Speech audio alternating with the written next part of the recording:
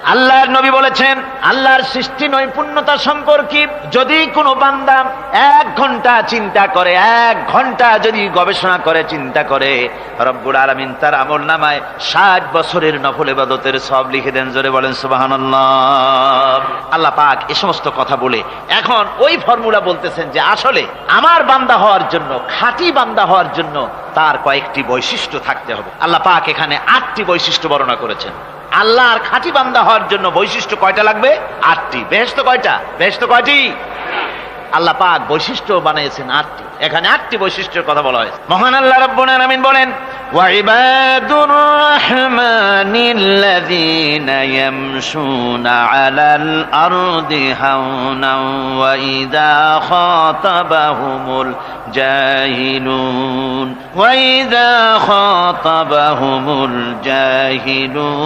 ক্বালু সালামা। রহমানের খাঁটি বান্দা তারা, রহমানের আসল বান্দা তারা যারা নাকি জমিনের উপর থেকে যখন হাঁটে খুব বিনয় বিনম্রতার সাথে তারা চলে। ওয়াইদা খাতাবাহুমুল জাহিলুন, আর যখন জাহিলরা তাদের সঙ্গে কথাবার্তা বলতে আসে তখন তারা তাদেরকে বলে তোমাদের প্রতি সালাম, এই বলে তারা চলে যায়। অর্থাৎ এই 8টি বৈশিষ্ট্যের প্রথম বৈশিষ্ট্য ধরা হয়েছে চালচলনকে। ইমানদার খাঁটি বান্দা যারা, তাদের চাল চলন সম্পর্কে প্রথম বৈশিষ্ট্য ধরা হয়েছে। তার মানে হচ্ছে নির্লজ্জ, স্বৈরাচার, মাস্তান, গুন্ডা, বদমাশ, অত্যাচারী, এদের চাল চলন এক ধরন। আবার অন্যদিকে ব্যক্তিত্ব সম্পন্ন, মর্যাদাবান, এরপরে শিক্ষিত, ভদ্র, মার্জিত, তাদের চালচলন ভিন্ন ধরনের। এই দুই শ্রেণীর চালচলন কি একরকম হয় নাকি? একরকম হয় না। তার কারণ হচ্ছে ব্যক্তির চালচলনের মাঝেই তার অবস্থাটা বোঝা যায় যে আসলে লোকটি কেমন। আল্লাহ রাব্বুল আলামিন এই কথার দ্বারা এটা প্রমাণ করতে চান যে মোমেন বান্দা যারা হবে, আল্লাহর খাঁটি বান্দা যারা হবে, তাদের পরিচয় দেওয়া লাগবে না। তাদের চালচলন দেখে, তাদের হাঁটা দেখে, তাদের চলা দেখে, তাদের বলা দেখে, তাদের আচরণ দেখে লোকেরা বুঝতে পারবে যে ইনি হচ্ছেন আল্লাহর একজন খাঁটি বান্দা, একজন মোমেন ব্যক্তি, একথা বুঝতে পারবে। আর সে ব্যক্তি জমিনের উপরে চলবে খুবই বিনম্র ভাবে। কোরআনে কারীমে অন্য জায়গায় আল্লাহ রাব্বুল আলামিন বলেছেন, ওয়ালা তামশি ফিল আরদি মারহান ইন্নাকা লান তাখরিকাল আরদা ওয়া লান তাবলুগাল জিবালা তুলা। আমার জমিনের উপরে অহংকারের পদবরে হেঁটো না, আমার জমিনের উপরে অহংকার করে জমিনের উপরে হেঁটো না। তুমি জমিনের উপরে অহংকার করে হেঁটে পদাঘাত দিয়ে আমার এই জমিনকে ফাটায় দিতে পারবে না। আর তুমি লাফ দিয়ে আমার আকাশে, আমার পাহাড়ের উচ্চতাও তুমি ছাড়িয়ে যেতে পারবে না। অহংকার করে কেউ কি পায়ের আঘাত দিয়ে জমিনটাকে ফাটায় দিতে পারে? কি বলেন, পারবে?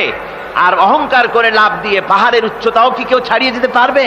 পারবে না। সুতরাং অহংকার, মোমেন ব্যক্তি যারা, তারা অহংকার করতে পারে না। অহংকার মোমেনের স্বভাব নয়। অহংকার করতে পারে কেবলমাত্র আল্লাহ রাব্বুল আলামিন। অহংকার হচ্ছে আল্লাহ পাকের ইজার। অহংকার কে করতে পারেন? আল্লাহ পাক করতে পারেন। মানুষের অহংকার শোভা পায় না। মানুষ, তোমার আবার অহংকার কিসের? 1 ফোঁটা নাপাক পানি দিয়ে যার জন্মের উৎস, এমন নাপাক পানি যা শরীর থেকে নির্গত হলে পরে গোসল করা ফরজ হয়ে যায়, এমন 1 ফোঁটা নাপাক পানি যার জন্মের উৎস, তার অহংকার কি? অহংকার করবেন আল্লাহ রাব্বুল আলামিন। হাদিসে কুদসির ভিতরে এসেছে, আল্লাহ পাক বলেছেন, যে ব্যক্তি অহংকার করে সেজন্য আমার চাদর নিয়ে টানাটানি করে। জোরে কোন নাউযুবিল্লাহি মিন যালিক। সুতরাং মুমিন বান্দা যিনি হবেন, আল্লাহর খাঁটি বান্দা, রহমানের খাঁটি বান্দা, সে ব্যক্তি কখনো জমিনের উপর অহংকারের সাথে চলাফেরা করবে না, বরং তার চাল চলন হবে অত্যন্ত বিনম্র। আর কি? আর হলো জাহিলদের সঙ্গে সে কোনো বিতর্কে লিপ্ত হবে না। জাহিলরা গালাগালি দেবে, গালাগালির জবাবে সে গালাগালি দেবে না। জাহিলরা অত্যাচার করবে, অত্যাচারের জবাবে সে অত্যাচার করবে না, বরং তাদেরকে দেখলে, তারা অত্যাচার করতে আসলে, তারা গালাগালি দিলে তাদের জবাবে ইদফা বিল্লাতি হি আহসান, তাদের জবাবে তাদেরকে সালাম দিয়ে সেখান থেকে তারা কেটে পড়বে। সূরা কাসাসে অন্য জায়গায় আল্লাহ রাব্বুল আলামিন এ কথা আবার এভাবে বলতেছেন, ওয়াইজা সামিউল লাগওয়া আ'রাদু আনহু ওয়া ক্বালু লানা আ'মালুনা ওয়া লাকুম আ'মালুকুম সালামুন আলাইকুম লা নাবতাগিল জাহিলিন। আল্লাহ পাক বলছেন যে যখন মুমিনেরা পরস্পরে মুমিনদের সাথে জাহিলদের যখন দেখা সাক্ষাৎ হয়ে যায়, যখন ঝগড়ায় লিপ্ত হতে চায়, তখন মুমিনেরা যারা মুমিন বান্দা, আল্লাহর খাঁটি বান্দা, তারা বলবে যে তোমাদের আমলের প্রতিফল তোমরা পাবা, আমাদের কৃতকর্মের ফল আমরা পাবো, সুতরাং তোমাদের প্রতি সালাম, তোমাদের সাথে আমাদের কোনো সম্পর্ক নাই, ঝগড়াঝাটি না করে তারা ফিরে আসবে। আল্লাহ পাক এরপরে বলেন ওয়াল্লাযীনা ইয়াবীতুনা লিরাব্বিহিম সুজদান ওয়া কিয়ামা। রহমানের খাঁটি বান্দা তারাই আরেকটি বৈশিষ্ট্য, তাদের এই 2 নম্বরের বৈশিষ্ট্য বার বলা হচ্ছে রহমানের আল্লাহর খাঁটি বান্দার 2 নম্বরের বৈশিষ্ট্য সেটা হচ্ছে এই যে তারা রাত কাটায় তার রবের হুজুরে আল্লাহর দরবারে সেজদা দিয়ে দাঁড়িয়ে থেকে কান্দাকাটি করে তারা রাত গুজরান করে। জোরে বলেন সুবহানাল্লাহ। আর এর বিপরীত যারা তারা রাত কাটায়, রাতের বেলা মদ, জুয়া, সিনেমা, গান বাজনা, অশ্লীলতা, নাটক, হাবিজাবি, গল্প গুজব করে তারা তাদের রাত কাটায়। আর যারা মোমেন বান্দা, আল্লাহর বান্দা, যারা খাঁটি বান্দা, তারা এই রাত তারা আল্লাহর ইবাদতের ভিতর থেকে কান্দাকাটির মধ্য দিয়ে দাঁড়িয়ে দাঁড়িয়ে অথবা সেজদার ভিতরে তারা তাদের রাত কাটিয়ে দেয়। কোরআনে কারীমে আল্লাহ রাব্বুল আলামিন একথা এভাবে বলেছেন, তাতাজাফা জুনুবুহুম আনিল মাদাজি'i ইয়াদউনা রাব্বাহুম খাওফান ওয়া তামআন। আমার মোমেন বান্দারা তাদের পার্শ্বদেশ এবং পৃষ্ঠদেশ বিছানার উপরে বেশি রাত থাকে না, তারা তাদের রবের প্রতি রবের ভয়, আল্লাহর ভয়, আশা পোষণ করে, আর তারা আল্লাহকে ভয় করে তারা বিছান থেকে নিজের পিঠকে আলাদা করে নিয়ে তারা রাতের বেলায় আমার কাছে কান্দে, আমার কাছে দোয়া করে, তারা কান্দে, ইবাদত করে। সূরা যারিয়াতের ভিতরে রব্বুল আলামিন বলতেছেন, কানু কালিলাম মিনাল লাইলি মা ইয়াহজাউনা ওয়া বিল আসহারি হুম ইস্তাগফিরুন। আমার এই মুমিন বান্দাগুলি, আমার খাঁটি বান্দা যারা, তারা সারা রাত ঘুমায় না, রাতের একটা অংশ মাত্র তারা ঘুমায়, সারা রাত ঘুমায় না, একটা অংশ তারা ঘুমায়, আর বাকি অংশটুকুন শেষ রাত্রে তারা ওঠে আর আমার দরবারে তারা কান্দে, মাপ চায় আর কাঁদতে থাকে, চোখের পানি ফেলতে থাকে। আল্লাহ রাব্বুল আলামিন শেষ রাত্রে প্রথম আকাশে আসেন। হাদিস শরীফে এসেছে, প্রথম আকাশে আল্লাহ রাব্বুল আলামিন এসে দুনিয়ার মানুষকে ডাকেন, কে আছো? গুনাহ করে জীবন বোঝাই করে ফেলেছো, নাফরমানি করেছো, গুনাহ করেছো, অথবা বিপদে পড়েছো, ঋণগ্রস্ত হয়ে পড়েছো, অসুবিধায় পড়েছো, মামলা মকদ্দমায় পড়েছো, আমার কাছে মাপ চাও, আমার কাছে সাহায্য চাও।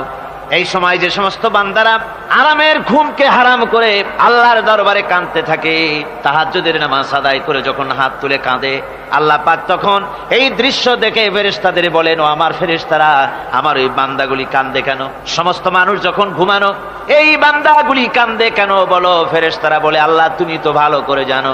ফেরেশতারা বলে, আল্লাহ পাক বলবেন, তবুও তোমাদের মুখ থেকে শুনতে চাই।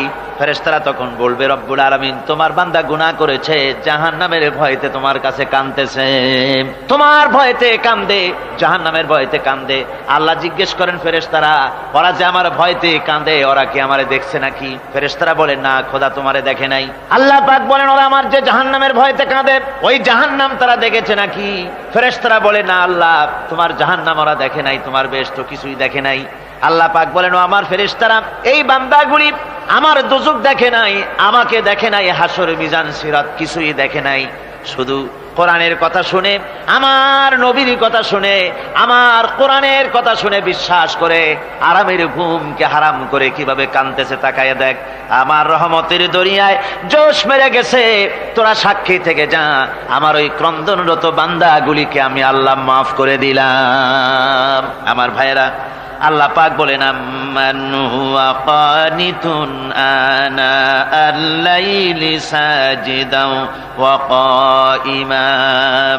আল্লাহ রাব্বুল আলামিন বলেন, সিজদার ভিতরে আর দাঁড়ানোর ভিতরে আমার এই বান্দাগুলি আখিরাতে আমার সঙ্গে দেখা করা লাগবে, এই ভয়তে, জাহান্নামের ভয়তে তারা কাঁদে, এভাবে কাঁদতে থাকে। আর আল্লাহ পাক ওই সময় তাদের গুনাহ মাফ করতে থাকেন। কোরআনে কারীমের ভিতরে আল্লাহ পাক বলেন, সারা রাত ঘুমাতে আল্লাহ নিষেধ করেছেন, সারা রাত যেন ঘুমায় না, পাইকারি ধরে ঘুমায় না, একটু জাগো। ওয়াজকুর ইসমা রাব্বিকা বুকরাতাও ওয়া আসীলা। সকাল এবং সন্ধ্যায় তোমার প্রভুর তোমার রবের জিকির করো, স্মরণ করো। ওয়া মিনাল লাইলি ফাসজুদ লাহু ওয়া সাব্বিহু লাইলান তাওয়িলা। তোমার রাতের বেলায় রাতের একটা অংশ সেজদায় অবনত হও, আর রাতের দীর্ঘ সময় ঘুমায় থেকো না। হয় একটা লম্বা সময় ঘুমাও, কিন্তু একটা অংশ রাখো যে সময় তুমি আমার দরবারে সেজদায় পড়ে যাবে, কাঁদবে। আমার বন্ধুগণ, রাতটা ওয়াজআলনাল লাইলা সুবাতা, আল্লাহ রাব্বুল আলামিন ওয়াজআলনা সুবাতাও আছে, ওয়াজআলনান নাওমা সুবাতা ওয়াজআলনাল লাইলা লিবাসা। ঘুমকে বানাইছেন আল্লাহ শান্তির বাহন, আর রাতকে করেছেন আচ্ছাদন। রাতকে কি করেছেন? আচ্ছাদন। রাতকে একটা পর্দা লাগিয়ে দিয়েছেন, রাতের পর্দা। যেহেতু প্রেম ভালোবাসা ঢোল পিটায় করা যায় না। ঢোল পিটায় প্রেম করা যায়? যায় না। মানুষকে দেখায় দেখায় প্রেম ভালোবাসা করা যায় না। এটা হলো দুনিয়ার রীতিনীতি। দুনিয়ায় যেটা মানুষেরা করে, আসল সবচাইতে বড় ভালোবাসার পাত্র হলেন আল্লাহ, মাশুক হলেন আল্লাহ, আশেক হলো মানুষ। আশেক এবং মাশুকের ভিতরে প্রেম বিনিময় হবে, ভালোবাসার আদান প্রদান হবে, কথোপকথন হবে। এজন্য দিনের কোলাহলপূর্ণ অবস্থায় তা হয় না বলে রব্বুল আলামিন বলেন, আমি তোমাদের জন্য রাতকে একটা আচ্ছাদন, একটা পর্দা বানায় দিয়েছি। এই রাতের পর্দার ভিতরে থেকে আমারে ডাকো, আমাকে আমার কাছেই তুমি আমাকে ডাকো। একটা লম্বা সময় নিয়ে আমাকে বলতে থাকো, আমাকে ডাকতে থাকো। আল্লাহ পাক তার নবীকেও বলেছেন, ইয়া আইয়ুহাল মুযাম্মিলু কুমিল লাইলা ইল্লা কালিলা। হে চাদর আচ্ছাদিত ব্যক্তি, রাত্রিকালে সালাতে দণ্ডায়মান থাকো, কিন্তু কম। সারা রাত জাগার দরকার নেই, একটা অংশ জাগো, যখন তুমি আমার জন্য কাঁদবে, আমার জন্য সেজদায় পড়ে থাকবে। রাসূল পাক সাল্লাল্লাহু আলাইহি সাল্লাম তাহাজ্জুদের নামাজি সেজদায় পড়ে থাকতেন। রাতে ঘন্টার পর ঘন্টা চলে যেতেছে। হযরত আয়েশা বলেন, আমি মনে করতাম সেজদায় এমন ভাবে রাসূল পড়েছেন আর ওঠেন না, আমার মনে হতো হুজুর বুঝি ইন্তেকাল করে গেছেন। আমি রাসূলের পায়ের আঙ্গুল ধরে আস্তে করে চাপ দিতাম, হুজুর তাতে একটু ব্যথা পেয়ে আঙ্গুল নাড়া দিতেন। তখন আমি মনে করতাম আল্লাহর নবী বিদায় হন নাই, বেঁচে আছেন। আবার কখনো দাঁড়িয়ে দাঁড়িয়ে নামাজের ভিতরে তেলাওয়াত করতে করতে রাত শেষ হয়ে যেত। আমার মনে হতো এই দাঁড়ানো থেকে হুজুর বুঝি আর রুকুতে যাবেন না। আবার যখন রুকুতে যেতেন মনে হতো এই রুকু থেকে আর বুঝি সেজদায় যাবেন না। আবার যখন সেজদায় যেতেন মনে হতো এই সেজদা থেকে রাসূল বুঝি আর উঠবেন না। সুবহানাল্লাহ বিহামদিহি। সাহাবায়ে কেরাম জিজ্ঞেস করতেন, হে রাসূল, হযরত আয়েশা জিজ্ঞেস করে, হে রাসূল, আপনি এত কাঁদেন কেন, এত ইবাদত করেন, এত রাত জাগেন? হযরত আয়েশা বলেছেন, আল্লাহ নবী দাঁড়িয়ে দাঁড়িয়ে তেলাওয়াত করতে করতে, দাঁড়িয়ে দাঁড়িয়ে নামাজ পড়তে পড়তে পাও মোবারক, কদম মোবারক এমন ভাবে ফুলে যেত, সকালবেলায় জুতার মধ্যে পাও ঢুকতো না। সুবহানাল্লাহ। এইভাবে রাসূল পাক কষ্ট করতেন। জিজ্ঞাসা করতে, এত ইবাদত কেন করেন? আপনার তো আগের পিছের সমস্ত গুনাহ আল্লাহ মাফ করেছেন, কোনো গুনাহ আপনার নাই। তবু আল্লাহ বলে দিয়েছেন, নবী আপনার আগের পিছের সব মাফ, তারপরেও এত কাঁদেন কেন?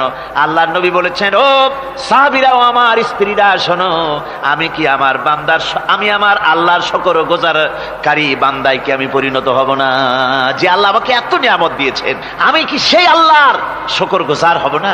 রাসূলুল্লাহ ভাবে কাঁদতেন। সুতরাং প্রত্যেকটি মুসলমানকে রাতের বেলায় আল্লাহর দরবারে হাত তুলে কাঁদতে হবে, মোনাজাত করতে হবে, রব্বুল আলামিন যে গুনাহ করেছি, আমি যত গুনাহ করেছি, আমাকে তুমি নেয়ামত যা দিয়েছো, এই নেয়ামত তুমি না দিলেও পারতে, তুমি দয়া করে দিয়েছো।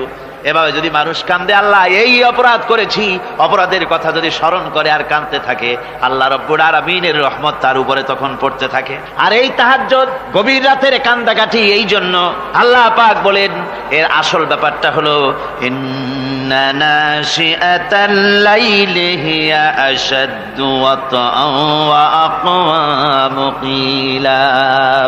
আসল ব্যাপার হলো এই প্রকৃতপক্ষে রাতের বেলায় যে নামাজটা হয়, শয্যা ত্যাগ করে মানুষ যে নামাজ পড়তে দাঁড়ায়, এতে করে তার আত্মসংযমের ট্রেনিং হয়ে যায়, আল্লাহর সঙ্গে মহব্বত কায়েম হয়ে যায়। ইসলামী আন্দোলনের বিজয়ের জন্য কর্মীদের এটা সবচাইতে বড় ওষুধ।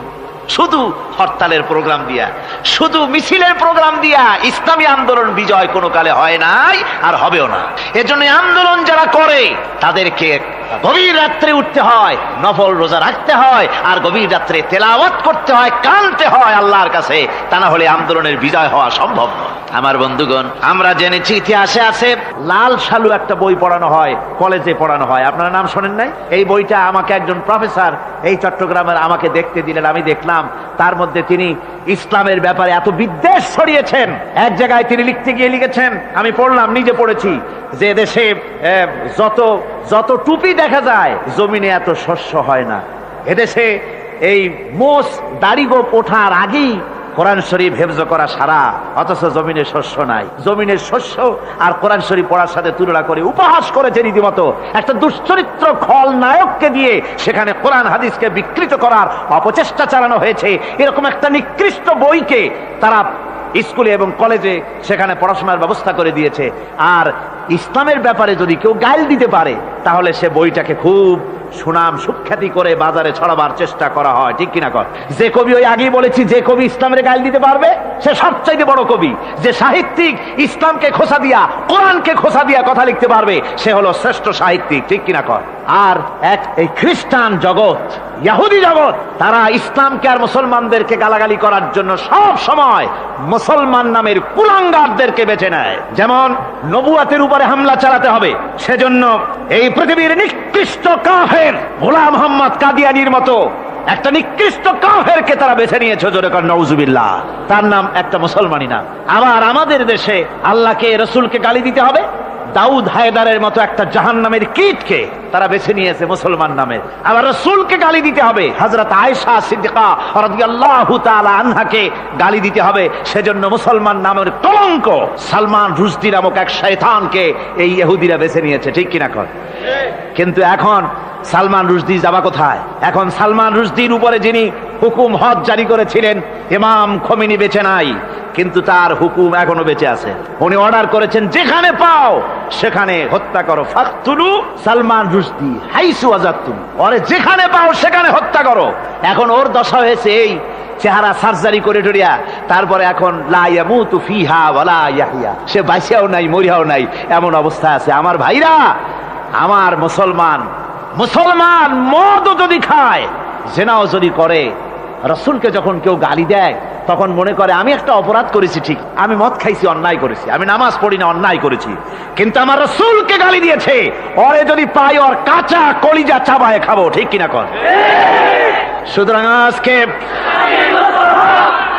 এইভাবে করে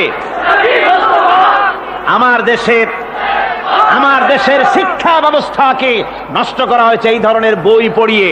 এবং এক শ্রেণীর শিক্ষক আছেন যারা কলেজ ইউনিভার্সিটিতে অপ্রাসঙ্গিক ভাবে ইসলামকে গালাগালি করে, আল্লাহকে গালি দেয়, ইসলামকে গালি দেয়, মুসলমানদেরকে গালি দেয়। বরদাস্ত করতে পারি না। বলি বন্ধুরা, ইসলাম যদি ভালোই না লাগে তাহলে নামটা মুসলমানি নাম রাখছেন কেন? ঘোষণাটা দিয়ে দেন, আমরাও জানাজা না পড়াবার হাত থেকে বেঁচে যাই, ঠিক কিনা? সুতরাং এরা ওই জায়গায় বসে আছে আমাদের সন্তানদের মস্তিষ্ককে বিকৃত করার জন্য। আল্লাহ রাব্বুল আলামিন বলেন এভাবে করে, ওয়াল্লাযীনা লা ইয়াদউনা মা'আল্লাহি ইলাহান আখারা ওয়া লা ইয়াকতুলুনান নাফসাল্লাতী হারামাল্লাহু ইল্লা বিল হক, তারা হত্যা থেকে বিরত থাকে, মানুষকে হত্যা করে না। ওয়া মান ওয়ালা ইয়াজনুন, আর তারা ব্যভিচার করে না, জিনা ব্যভিচার করে না। জিনা ব্যভিচার সম্পর্কে কোরআন শরীফ বলছে, ওয়ালা তাকরাবুজ জিনা ইন্নাহু কানা ফাহিশাতান ওয়া সাআ সাবিলা। জিনা করা তো দূরের কথা, আল্লাহ পাক বলছেন জিনার নিকটবর্তী হয় না। জিনার নিকটবর্তী মানুষ হয় কিভাবে? জিনার নিকটবর্তী হওয়ার জন্য কতগুলি উপকরণ এবং উপাদান আছে। তা হচ্ছে অশ্লীল নৃত্য গীত, তা হচ্ছে যৌন আবেদনমূলক পত্র পত্রিকা, তা হচ্ছে অশ্লীল ছায়াছবি, তা হচ্ছে নারী সৌন্দর্যের প্রদর্শনী।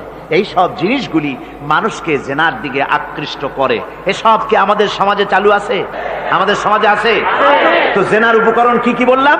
জেনার উপকরণ হচ্ছে সহশিক্ষা, জেনার উপকরণ হচ্ছে নারীর সৌন্দর্য প্রদর্শনী, জেনার উপকরণ হচ্ছে অশ্লীল পত্র পত্রিকা এবং অশ্লীল ছায়াছবি। এগুলি মানুষকে জেনার দিকে আকৃষ্ট করে, উদ্বুদ্ধ করে। এসব আমাদের সমাজে চালু আছে। ব্যাঙ্গের ছাতার মতো ভিডিও ক্লাব চালু হয়েছে শহরের কোনায় কোনায়, রাস্তার মোড়ে মোড়ে, আর এ দিয়ে ছবি এনে মানুষ দেখতে থাকে আর চরিত্র নষ্ট হতে থাকে।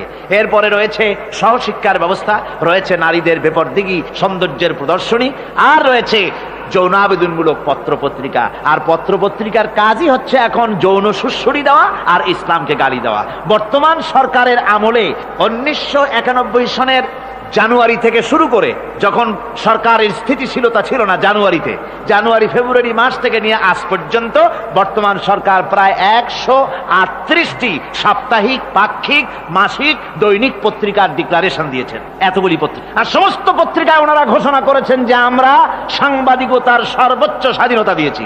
আর এই সর্বোচ্চ স্বাধীনতার সুযোগ নিয়ে প্রত্যেকটি পত্রিকা, অলমোস্ট প্রায় প্রত্যেকটি পত্রিকা ইসলামকে গালি দিচ্ছে। আর কিছু পত্রিকা সমাজে চালু হয়েছে, বাংলাদেশে চালু হয়েছে ভারতের রয়ের টাকায়। ভারতের রয়ের টাকা দিয়ে যে পত্রিকা, দৈনিক এবং সাপ্তাহিক পত্রিকা চালু হয়েছে, তার ভিতরে রয়েছে দৈনিক ভোর এবং আজকের কাগজ, সাপ্তাহিক পূর্বাভাস। ভারতের রয়ের টাকা দিয়া পরিচালিত এই কাগজগুলি গোটা বাংলাদেশের জাতি সত্তাকে দ্বিধা বিভক্ত করার জন্য সর্বাত্মক প্রচেষ্টা তারা চালাচ্ছে। এরা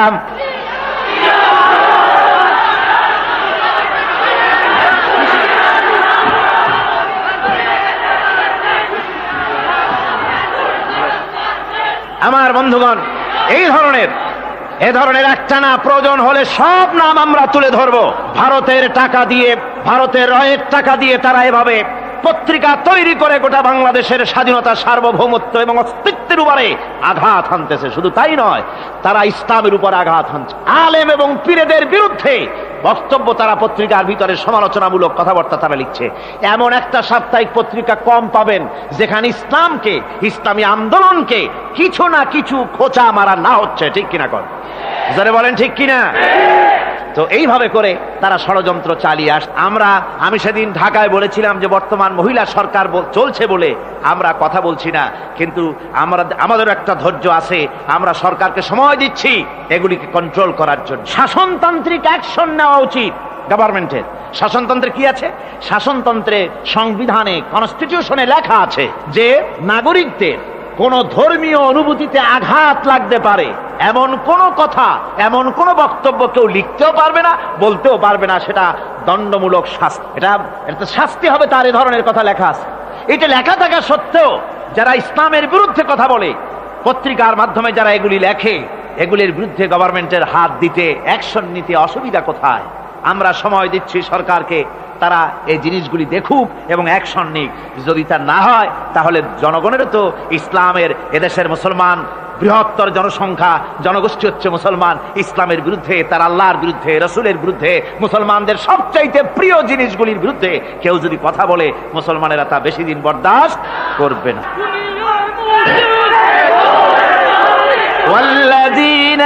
আল্লাহ পাকের বলে বলেন ইউদাআফ লাহুল আযাবু ইয়াওমাল কিয়ামাতি ওয়া ইয়াখলুদ ফীহি মুহানা। এই সব কাজ যারা করবে, আল্লাহকে বাদ দিয়ে, যারা আল্লাহকে বাদ দিয়ে অন্যকে মাবুদ বলে ডাকবে আর হত্যা করবে, জিনা করবে, আল্লাহ বলেন তাদেরকে কিয়ামতের দিন পুনঃ আযাব দেওয়া হবে। আর তাদেরকে ওয়ায়াখলুদ ফীহি মুহানা, তারা বড় লাঞ্ছনার জীবন যাপন করবে, সেখানে লাঞ্ছনার সাথে তারা বসবাস করবে। ইল্লা মান তাবা ওয়া আমানা ওয়া আমিলা আমালান সালিহান ফাউলাইকা ইউবাদদিলুল্লাহু সাইয়্যাতিহিম হাসানাত ওয়া কানা আল্লাহু গফুরার রহিমা। ইল্লা মান তাবা, এই সমস্ত আযাব থেকে বাঁচবে কারা? বাঁচবে সেই সব লোক যারা তওবা করেছে এবং নেক আমল করেছে। ফাউলাইকা ইউবাদদিলুল্লাহু সাইয়্যাতিহিম হাসানাত, আল্লাহ রাব্বুল আলামিন তাদের অন্যায় ত্রুটিপূর্ণ কাজগুলিকে ভালো দিয়ে বদলে দিবেন। সুবহানাল্লাহি ওয়া বিহামদিহি। ওয়া কানা আল্লাহু গফুরুর রহিমা, আর আল্লাহ পাক হচ্ছেন বড় ক্ষমাশীল এবং দয়াবান। এই সুসংবাদ তাদের জন্য যাদের জীবন নানা প্রকারের অপরাধে কলঙ্কিত করেছে যারা, এবং নিজেদেরকে সংশোধন করতে এখন ইচ্ছুক। জীবনে বহু গুনাহ করেছে, হারামি, বদমাশি, জিনা, ব্যভিচার করেছি, এখন জীবনকে সংশোধন করতে চায়। এদের জন্য আল্লাহ রাব্বুল আলামিন এই সাধারণ ক্ষমা ঘোষণা করেছেন, জেনারেল এমনেস্টি ঘোষণা করেছেন। সাধারণ ক্ষমা ঘোষণা করে দিলেন যে তোমরা এখনো যদি হেদায়েত হতে চাও, চূড়ান্ত ধ্বংস থেকে যদি বাঁচতে চাও, তাহলে আমি তোমাদের জন্য তওবার পথ খুলে রেখেছি। আল্লাহ যদি এই তওবার পথ খুলে না দিতেন, তাহলে মানুষ হতাশায় নিরাশায় শয়তান হয়ে যেত, তার মানে আরো পাপ করত। যখন আর কোনো গুনাহ যখন মাফই হবে না, তখন আর কি করা যায়, আরো বেশি পাপের মধ্যে লিপ্ত হয়ে যায়। আমার ভাইরা, আল্লাহ রাব্বুল আলামিন মানুষের জন্য তওবা করার জন্য, গুনাহ মাফের জন্য দরজা খুলে রেখেছে। ইবনে জারীর তাবারীর একটি বর্ণনা এসেছে, হযরত আবু হুরায়রা রাদিয়াল্লাহু তাআলা আনহু তিনি বলছেন যে আমি ইশার নামাজ পড়ে মসজিদে নববী থেকে ইশার নামাজ পড়ে ঘরে আসতেছিলাম। ঘরে আসার সময় দেখি আমার দরজার কাছে একজন মহিলা দাঁড়ান। সে আমাকে সালাম বলল, আমি তাকে তার সালামের জবাব দিয়ে ঘরের মধ্যে প্রবেশ করলাম। কিছুক্ষণ পরে ওই মহিলা দরজায় নক করলেন। আমি দরজা খুলে জিজ্ঞেস করলাম, কি চাও? তিনি বললেন যে আমি শয়তানের ওয়াসওয়াসায় পড়ে জেনা করেছি এবং এই জেনা করার পর আমি গর্ভবতী হয়েছি, এরপরে একটা সন্তান হয়েছে, আমি সেই সন্তানকেও মেরে ফেলে দিয়েছি। এখন আমার বাঁচার পথ, আমার এখন এই গুনাহ মাফ হওয়ার পথ। হযরত আবু হুরায়রা রাদিয়াল্লাহু তাআলা আনহু বলছেন যে অসম্ভব, তোমার এই গুনাহ মাফ হবে না। মহিলা তখন যাওয়ার সময় কাঁদতে কাঁদতে কপালে আঘাত করতে করতে যাচ্ছিল যে আহারে, শরীরের এই রূপ, এই যৌবন, এই সৌন্দর্য কি তৈরি হয়েছিল জাহান্নামের আগুনে জ্বলার জন্য? এইভাবে করে চিৎকার দিতে দিতে মহিলা যান। হযরত আবু হুরায়রা বলেন, আমি সকালবেলায় আল্লাহ রাসূলের সঙ্গে ফজরের নামাজ আদায় করে আল্লাহ নবীকে ঘটনা শোনালাম। বললাম, হে রাসূল, আমি তো মহিলাকে এইরকম জবাব দিয়ে। হযরত আবু হুরায়রা দৌড়ে গেলেন, বললেন, আমি ছুটতে লাগলাম, এমন ভুল আমি কথা বলেছি। মহিলা তো হতাশ হয়ে গিয়েছে।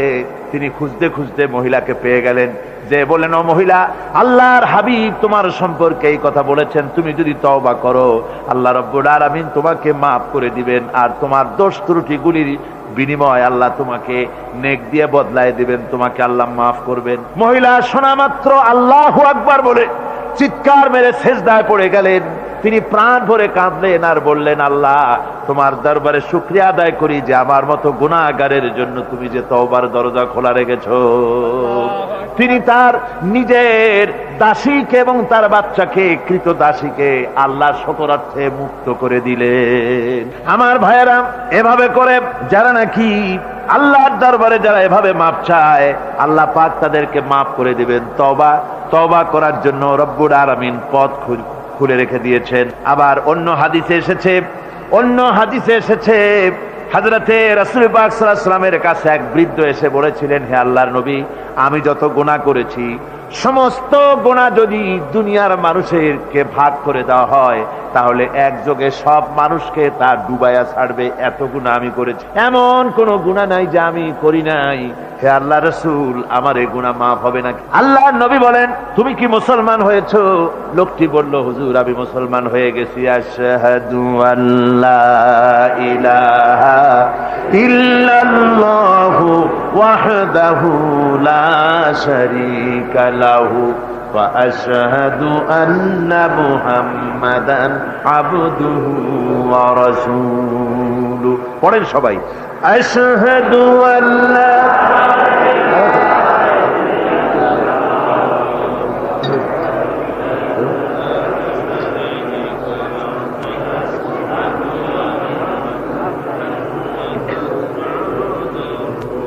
ওই লোকটি যখন কলেমা পড়লেন, বললেন, আমি মুসলমান হয়েছি।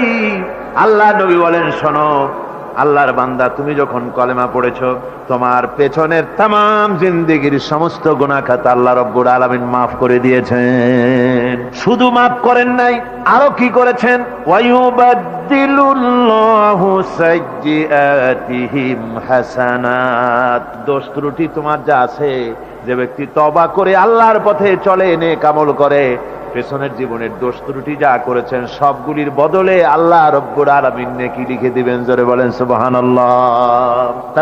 তার মানে হচ্ছে, জীবনে যত অপরাধ করেছিল, তওবা করে যখন ভালো কাজ করবে, আর পেছনের কথাগুলি যখন মনে করবে গভীর রাত্রে, আল্লাহ আমি এই ধরনের পাপ করেছিলাম, চুরি করেছি, ডাকাতি করেছি, জেনা করেছি, মদ খেয়েছি, মিথ্যা কথা বলেছি, এই সব কথা বলে যত অনুশোচনা করবে আর অনুতপ্ত হবে, চোখ দিয়া যত পানি পড়বে, নতুন নতুন করে তার আমল নামে আল্লাহ নেকি লিখতে থাকবেন। জোরে বলেন সুবহানাল্লাহ।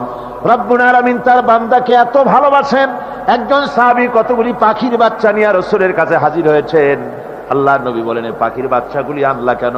সাহাবী বলেন, হুজুর এই পাখির বাসাটা ভেঙে গিয়েছিল, বাচ্চাগুলি যখন ধরলাম ওর মা আমার মাথার উপরে ঠোকরাতে লাগলো, সে নিজের জীবনের মায়াকে উপেক্ষা করে বাচ্চাগুলিকে হেফাজত করার জন্য আমার উপরে ঝাঁপিয়ে পড়লো। আমি নিয়ে এসেছি এখানে, এই দেখুন ঘরের মধ্যে ঢুকেছে, এখানেও এই পাখিটা এসেছে। আমি রাসূলকে দেখাতে এলাম প্রাণী জগতে মায়ের সন্তানের প্রতি কত মায়া, সেটা দেখাতে এলাম। আল্লাহর নবী বলেন, ও সাহাবী, প্রাণী জগতে সন্তানের প্রতি মায়ের কতটুকু মহব্বত তুমি তাই আমাকে দেখাতে এসেছো। শোনো, এই প্রাণী জগতে সন্তানের প্রতি মায়ের যত মহব্বত, তার চাইতে লক্ষ কোটি গুণে বেশি মহব্বত বান্দার প্রতি আল্লাহ রব্বুল আলামিনের। মহব্বতকে, করুণাকে, রহমতকে, ভালোবাসাকে 100 ভাগ করা হয়েছে। 100 ভাগ করে 99 ভাগ আল্লাহ নিজের কাছে রেখেছেন, আর একটা ভাগ তামাম পৃথিবীর প্রাণী জগতে আল্লাহ ছড়াই দিয়েছেন। একটা ভাগ দিয়েছেন সারা দুনিয়ায় প্রাণী জগতে। সেই একটা ভাগে এই শত সহস্র কোটি প্রাণীর মধ্যে যেটুকুন আমরা পাইছি, এতটুকুন মহব্বতে সন্তানের জন্য কলিজায়, সন্তানের কোনো অকল্যাণ হলে কলিজায় পানি থাকে না, সন্তানের কোনো অসুবিধা হলে বা মা বাপের কষ্ট হলে বা কারো কোনো কষ্ট হলে আমরা এই ধরনের আমাদের অবস্থা সৃষ্টি হয়ে যায়।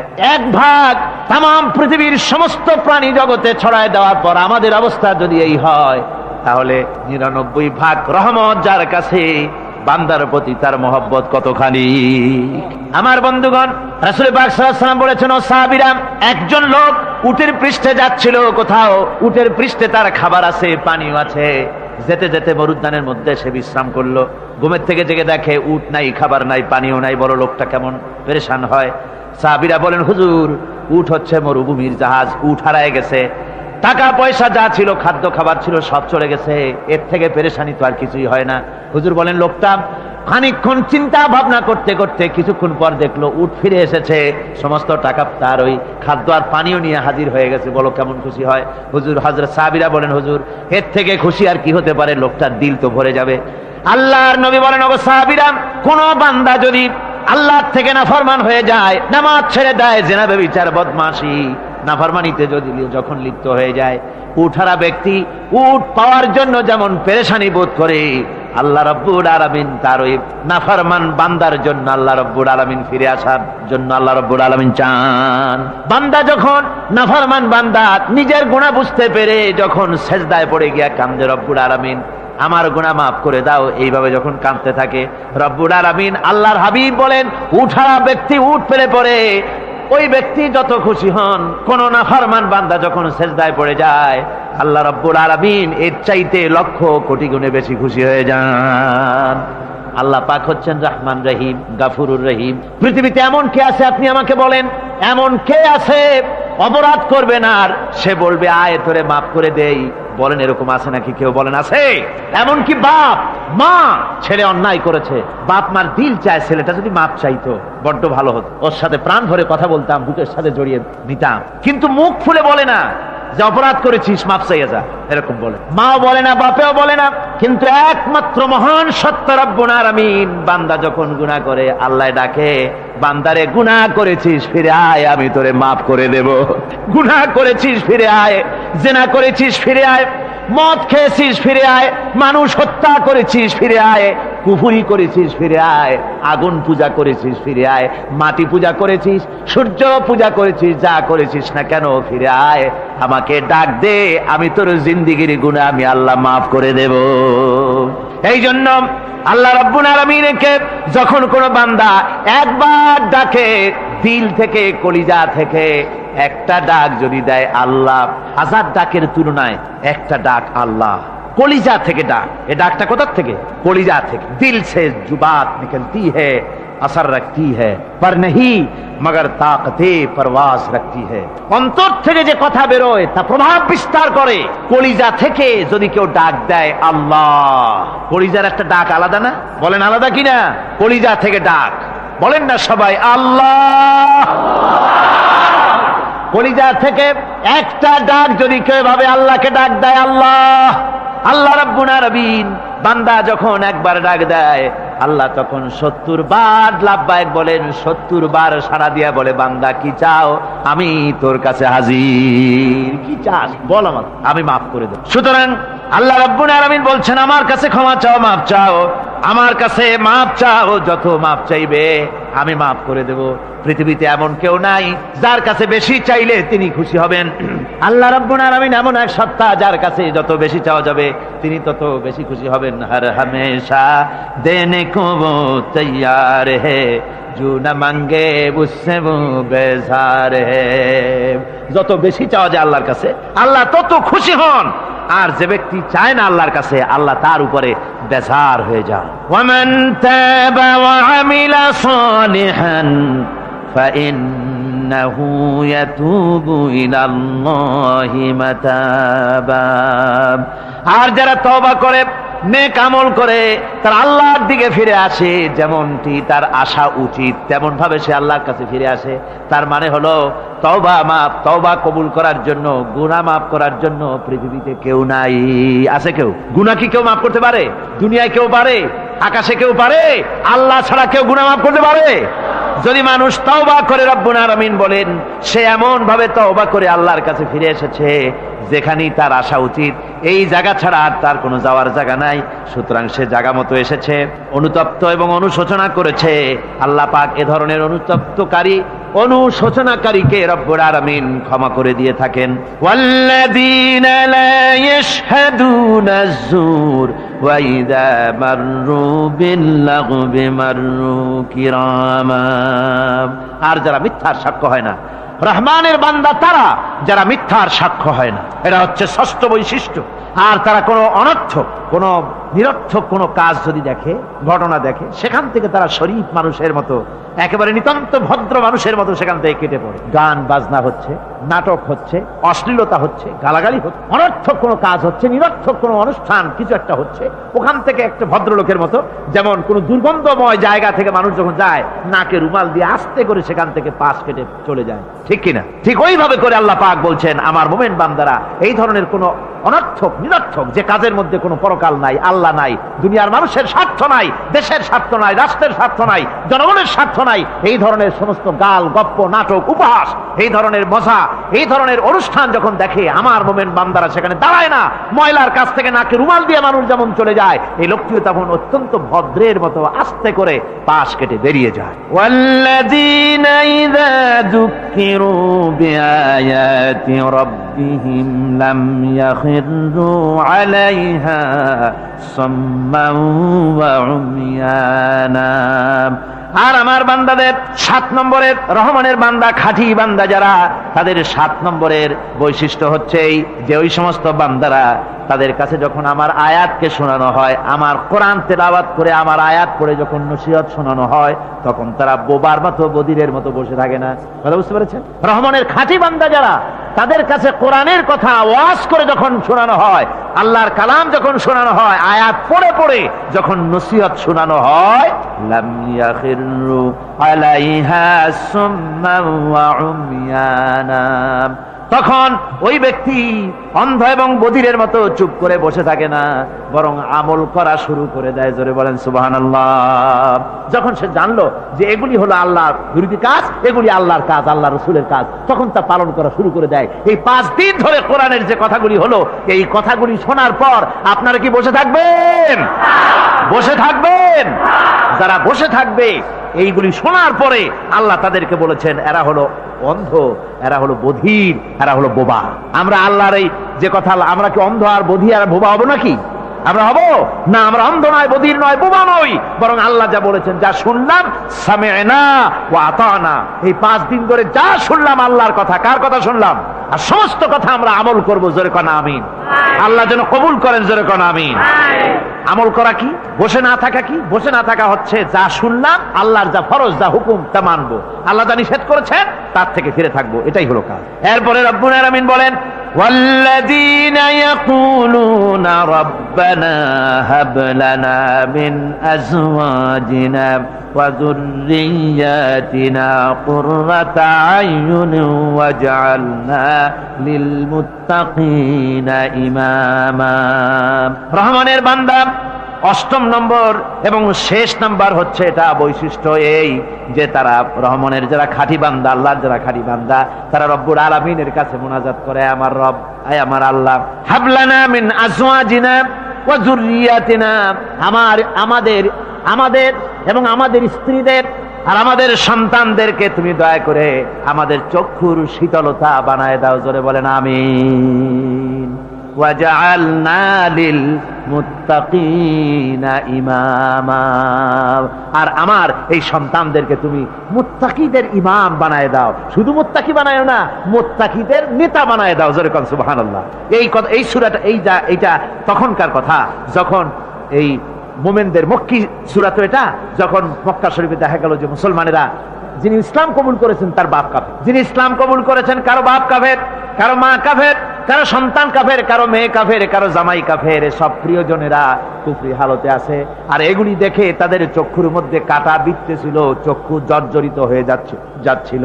নিজের সন্তানের চেহারা যত ভালো হোক, সন্তান যতই শিক্ষা দীক্ষা থেকে যতই উন্নত আর ভালো হোক না কেন, সে যদি জাহান্নামের দিকে অগ্রসর হতে থাকে, কোন নেককার ইমানদার পিতার মনে তার সান্ত্বনার কারণ হতে পারে না।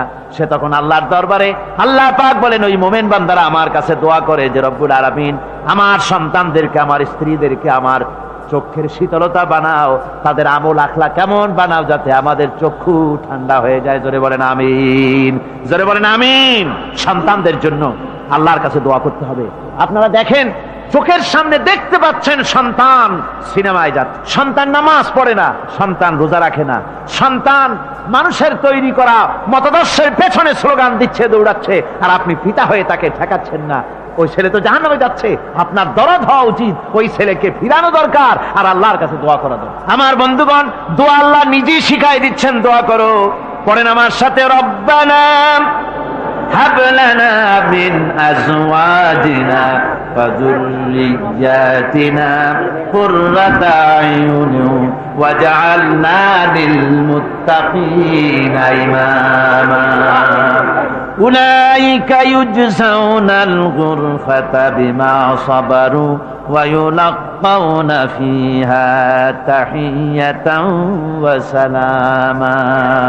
আল্লাহ পাক বলেন এই সব লোকদের জন্য, তারা যে সবর করেছিল, সেই সবরের কারণে আমি তাদের উত্তম জাযা দান করব। আর তাদের জন্য ফেরেশতারা চতুর্দিক থেকে, ফেরেশতারা তাদের জন্য সম্বোধন করবে, তাদেরকে সম্বর্ধনা দিবে, ফেরেশতারা তাদের সম্বর্ধনা দিবে।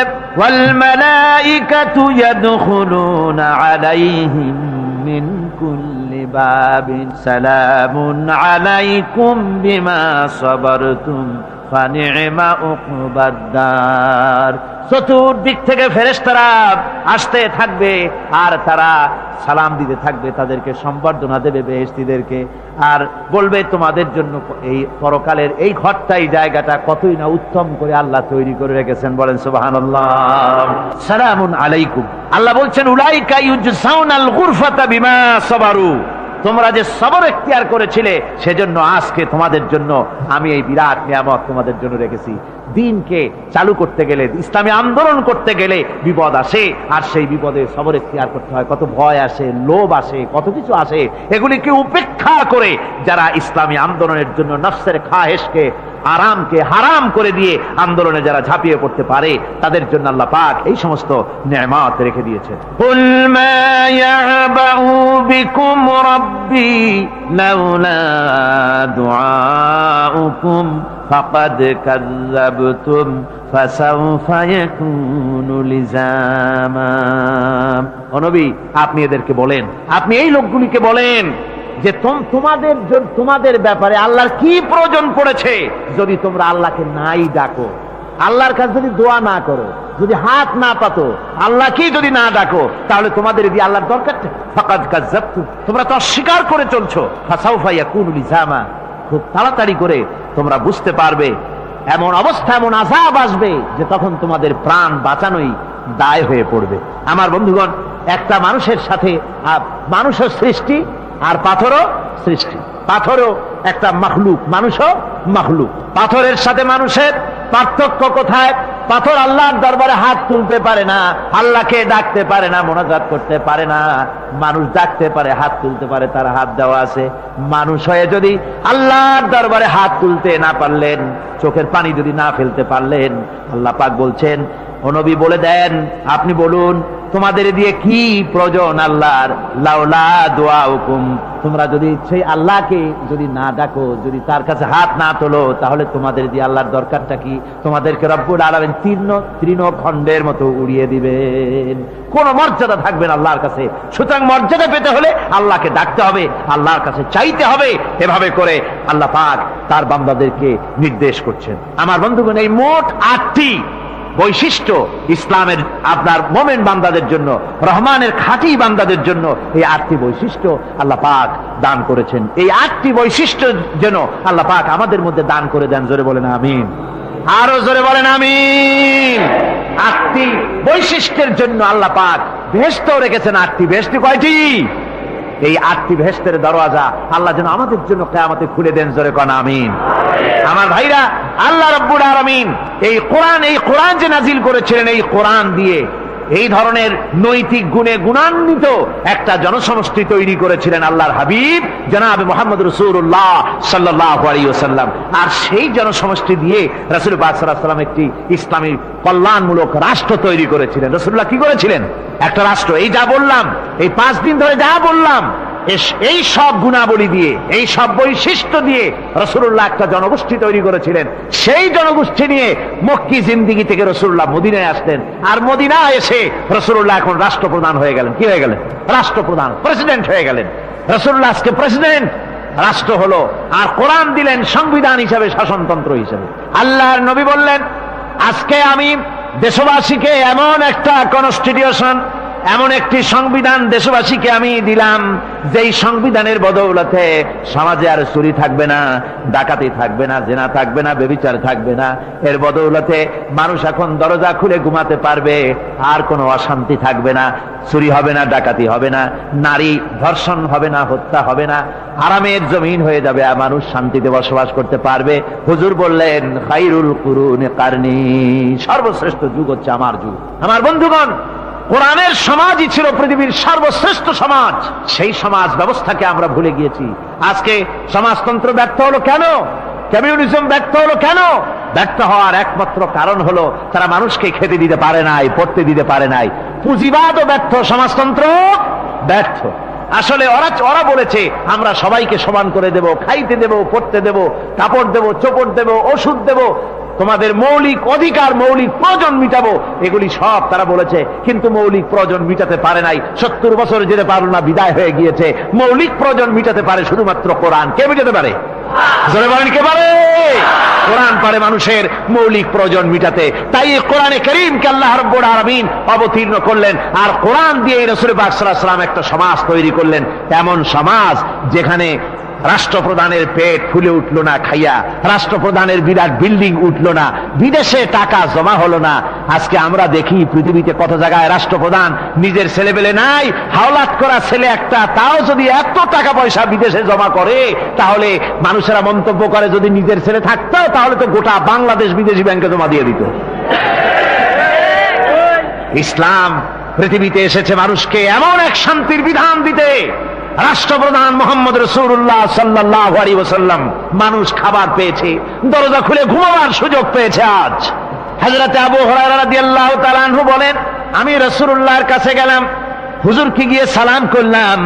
আল্লাহর নবী সালামের জবাব দিলেন, কিন্তু দেখতে পেলাম মুখ নড়ে, আওয়াজ বেরোলো না। কারণ কি? কাছে গিয়ে দেখি নবীজি ক্ষুধার যন্ত্রণায় কথা বলতেছেন, আওয়াজ বেরোতেছে না। এত ক্ষুধা লেগেছে আল্লাহর নবীর। 2-4 দিন চলে গেছে, খাবার নাই। রাসূলুল্লাহ সমস্ত গনিমতের মাল, যাকাত সদকার মালগুলি, খাদ্য দ্রব্যগুলি দুহাতে বিতরণ করেছেন। নিজের পেটে খাবার নাই, মানুষকে দিতেছেন। দিতে দিতে এশার নামাজ পড়ে নবীজি ঘরের মধ্যে প্রবেশ করে হযরত আয়েশা সিদ্দিকা রাদিয়াল্লাহু তাআলা আনহাকে ডেকে বলেন, আয়েশা রে, সারাদিন কষ্ট করেছি, দারুণ ক্ষুধা লেগেছে, তাড়াতাড়ি করে কিছু খাবার আমারে এনে দাও। হযরত আয়েশা হুজুরের ক্ষুধার্ত শ্রান্ত ক্লান্ত চেহারার দিকে তাকাইয়া হযরত আয়েশা কেঁদে ফেলেছেন। হযরত মা আয়েশা কাঁদেন আর বলেন, ইয়া রাসূলুল্লাহ, হে আল্লাহর নামের কসম করে বলি, আমি আয়েশার ঘরে কোনো পানি ছাড়া কোনো খাবার নাই। এই ছিল রাসূলের আদর্শ। হাদিস শরীফে এসেছে, আল্লাহর নবী বলেন, তোমরা যদি রাষ্ট্রীয় ক্ষমতায় যাও, বাড়ি না থাকলে সরকারি খরচ একটা বাড়ি নিতে পারো। তোমার যদি যানবাহন না থাকে, সরকারি খরচের যানবাহন নিতে পারো, ছেলে মেয়ের কাপড় চোপড়, লেখাপড়া, শিক্ষা, চিকিৎসার জন্য যদি না থাকে তাহলে তুমি সরকার থেকে নিতে পারো। কিন্তু এর থেকে এক চুল পরিমাণ যদি পাও বাড়াও, সরকারের মাল জনগণের